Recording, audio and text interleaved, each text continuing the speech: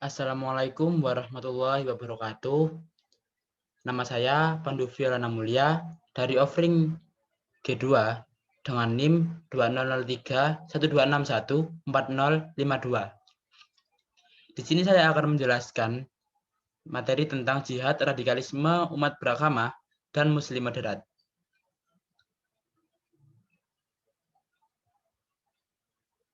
Sebelumnya, saya akan menyampaikan kompetensi dasar dari bab 12 ini. Setelah mengikuti perkuliahan ini, mahasiswa diharapkan dapat memahami dan meyakini secara benar konsep jihad dan radikalisme agama, serta berperilaku sebagai muslim moderat. Berikut adalah peta konsep dari bab 12. Yang pertama adalah pengertian jihad dan radikalisme. Yang kedua, landasan dan macam-macam jihad. Yang ketiga, latar belakang, bentuk, dan dampak radikalisme. Yang keempat, upaya menanggulangi radikalisme. Dan yang kelima, muslim moderat.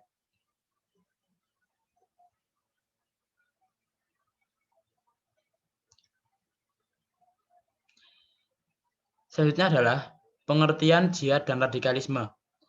Jihad adalah perjuangan yang dilakukan oleh individu muslim maupun kelompok Islam dalam menyiarkan agama Islam dan perjuangan-perjuangan lain yang lebih luas, seperti perjuangan di bidang pendidikan, kesehatan, moral, ekonomi, sosial, budaya, politik, keamanan, hak dan kewajiban, lapangan pekerjaan, dan lain-lain dengan segenap kemampuan yang dimiliki. Menurut syariat Islam, jihad adalah berjuang, berusaha, atau berikhtiar dengan sungguh-sungguh. Jihad dilaksanakan untuk menjalankan misi utama manusia, yaitu menegakkan agama Allah, atau menjaga agama tetap tegak, dengan cara-cara sesuai dengan garis perjuangan para Rasul dan Al-Quran. Jihad yang dilaksanakan Rasulullah adalah berdakwah agar manusia meninggalkan kemusyrikan dan kembali kepada aturan Allah, menyucikan hati, memberikan pengajaran kepada umat muslim, dan mendidik manusia agar sesuai dengan tujuan penciptaan mereka, yaitu menjadi khalifah Allah di bumi dengan damai dan saling mengasihi.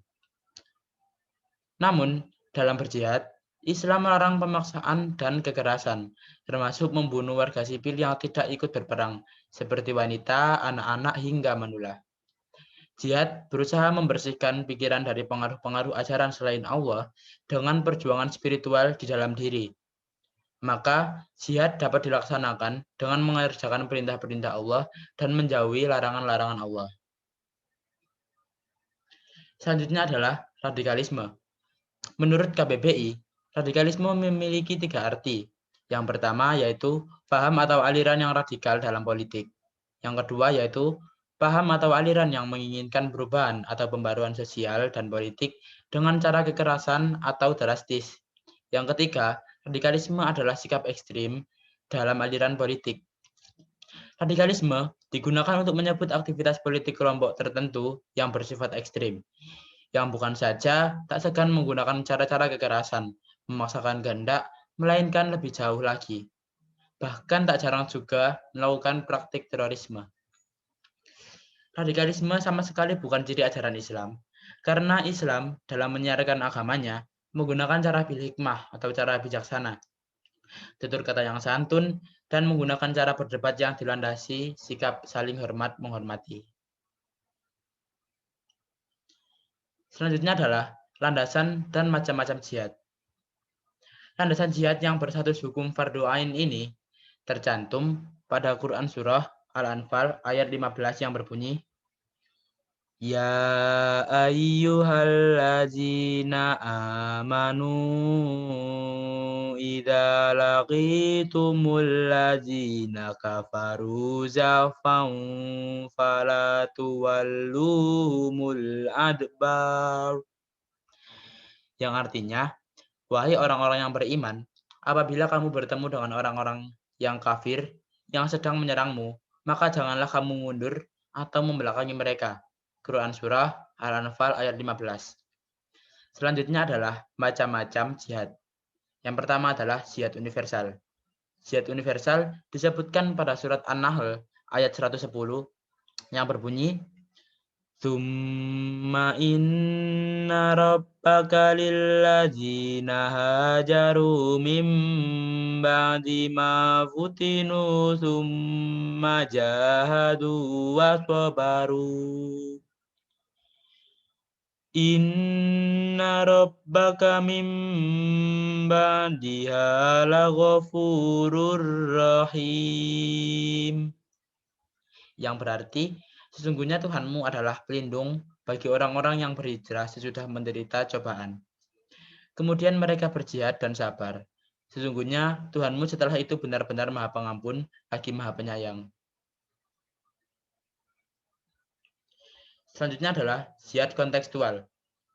Sebagian orang selalu mengasumsikan jihad dengan perang, dan perang diasumsikan dengan membunuh.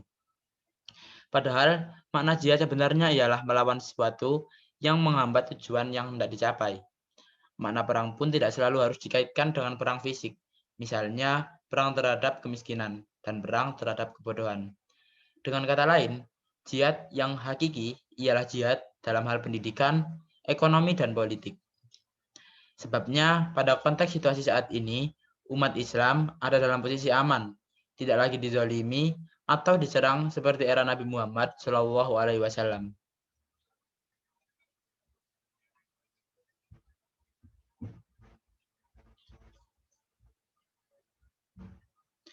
Selanjutnya adalah latar belakang, bentuk, dan dampak radikalisme. Bila diklasifikasi berdasarkan jenisnya, setidaknya ada dua macam faktor yang melatar belakangi radikalisme umat beragama, yakni yang bersifat umum dan khusus. Latar belakang yang bersifat umum adalah bahwa di lingkungan umat beragama apapun, jenis agamanya selalu terdapat kelompok fundamentalis, minoritas, militan, ekstrim, dan radikal. Jika ditinjau dari sudut pandang keagamaan, radikalisme dapat diartikan sebagai sifat fanatisme yang sangat tinggi terhadap agama, yang berakibat terhadap sikap penganutnya yang menggunakan kekerasan dalam mengajak orang lain yang berbeda paham untuk sejalan dengan paham yang mereka anut. Selanjutnya adalah bentuk-bentuk radikalisme, yaitu aksi teror, bom bunuh diri, saling menyerang, aksi kekerasan, intimidasi, perlawanan terhadap pemerintahnya, dan lain-lain. Selanjutnya adalah dampak radikalisme. Radikalisme umat beragama mengakibatkan terjadinya teror dan kekerasan, bahkan menimbulkan konflik dan peperangan secara horizontal dan vertikal. Apalagi jika yang terlibat berasal dari kelompok agama yang berbeda.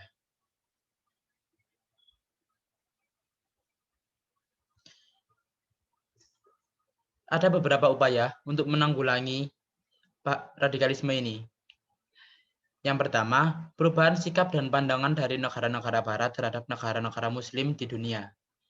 Yang kedua, mengurangi dan menghapuskan kesenjangan sosial, ekonomi, politik, pendidikan, dan kebudayaan di tingkat nasional, regional, dan internasional. Yang ketiga, reorientasi pemahaman agama yang tekstual, rigid, dan sempit menjadi pemahaman yang kontekstual, fleksibel, dan terbuka. Yang keempat, melakukan modernisasi kehidupan umat secara selektif. Yang terakhir, menanamkan kesadaran setuju untuk tidak setuju dalam menyikapi pluralisme sosial, budaya, dan agama yang berkembang di tengah-tengah masyarakat dan bangsa. Yang terakhir yaitu Muslim moderat. Muslim di Indonesia pada dasarnya adalah moderat dan toleran, karena latar belakang masuknya Islam ke Indonesia yang damai lewat para pedagang Gujarat dan Arab. Padahal saat itu penduduk Indonesia sudah memiliki keyakinan dan kepercayaan tertentu seperti Hindu, Buddha, animisme, dan dinamisme. Secara sosial budaya, Muslim Indonesia berbeda dengan Muslim di belahan dunia lain. Namun meski demikian, umat Islam di Indonesia tidak dapat dikatakan kurang kental keislamannya dibanding dengan umat Islam di negara-negara lain. Kesimpulannya, jihad, radikalisme umat beragama, dan muslim moderat adalah hal yang sedang dihadapi umat muslim saat ini. Yang harus kita lakukan adalah berusaha dengan menerapkan sikap moderat dalam kehidupan sehari-hari. Terima kasih telah mendengarkan penjelasan materi dari saya. Atas kurang-kurangnya, atas kesalahan kata saya Saya minta maaf sebesar-besarnya.